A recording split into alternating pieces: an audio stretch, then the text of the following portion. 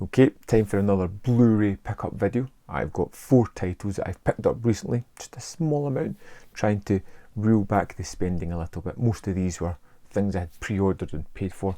So let's just dive into number 48 in the Slasher Classics collection, and that is Darkroom. And this is a more typical slasher movie directed by Nico Mastaraskis, and it's kind of generic kind of movie, but I kind of like these. They're like comfort movies for me almost. Family gathered at a house.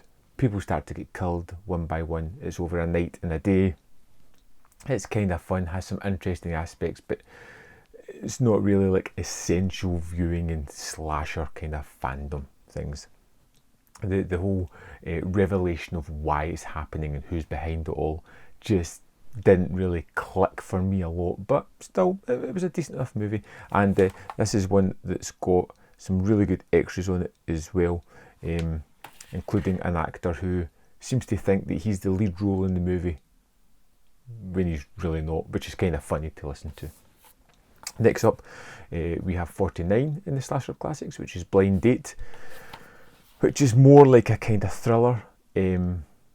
I really kind of like this one, but I can't say it's a great movie. It's about a man that gets a traumatic experience and goes blind and gets fitted with this weird device that almost lets him see places with sonar.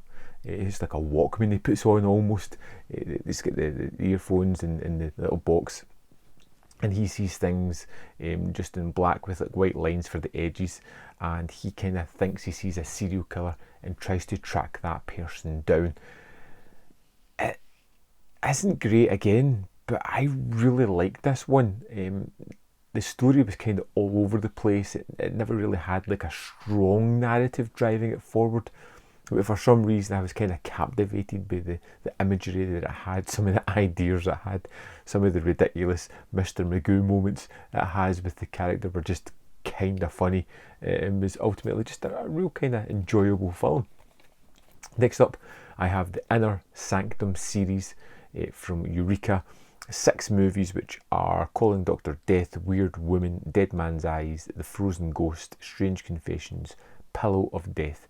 And these movies are all about an hour in length, and they're kind of like Twilight Zone. You open up to this room, get a glass ball with a kind of floating head in it, telling you that you're entering the weird zone.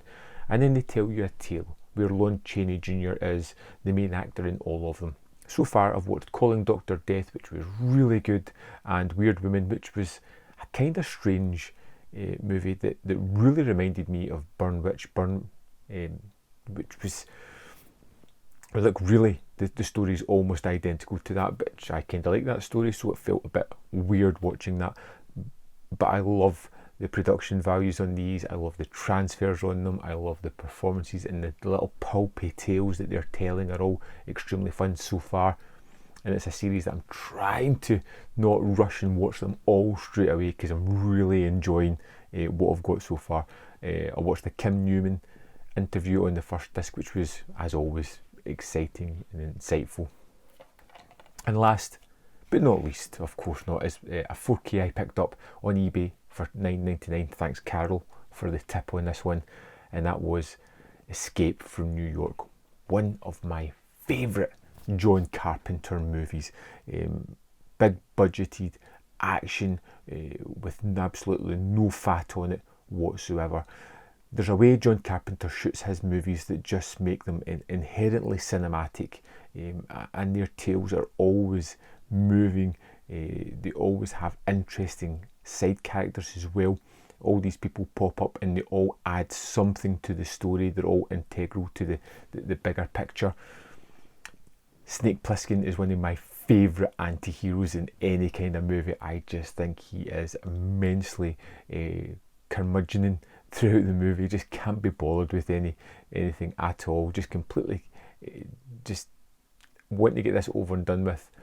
It's just such a fun action set pieces. The Duke, the President, Brains, all these cabby, all these people create a fantastic movie. And some of the angles and shots that he poses in this are just amazing. I love going back to this movie. One of my favourite Carpenters, and I'm so glad to have picked it up in 4K at a really affordable price for me.